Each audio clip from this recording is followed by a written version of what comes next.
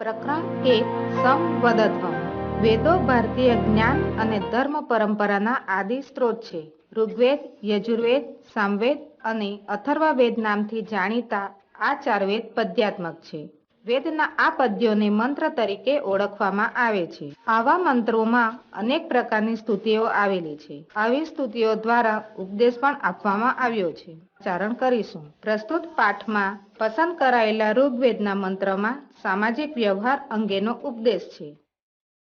આ રીતે જાણતા દેવોએ યજ્ઞમાંથી મળેલો પોતપોતાનો ભાગ પ્રેમથી સ્વીકાર્યો હતો, તેમ તમે બધાય સાથે ચાલો, સાથે બોલો અને તમારા મન એક સરખા બની રહો.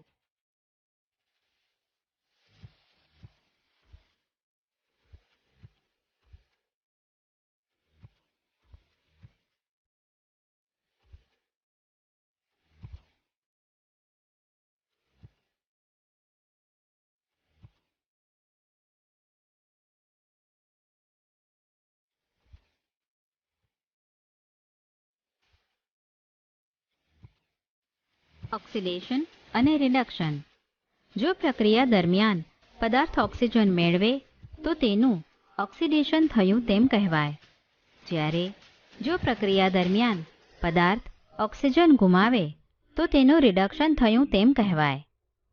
પ્રવૃત્તિ: 1 ગ્રામ તાંબાનો ભુક્કો ધરાવતી બાષ્પ વાટકીને બર્નરની મદદથી ગરમ કરીએ. આ પ્રક્રિયાનું અવલોકન કરતા જણાશે કે તાંબાના ભુક્કાની સપાટી પર કાળા રંગના કોપર-2 ઓક્સાઇડનું પડ જામી જાય છે. આ કાળો પદાર્થ તાંબામાં ઓક્સિજન ઉમેરાઈને કોપર ઓક્સાઇડ બનવાથી થાય છે.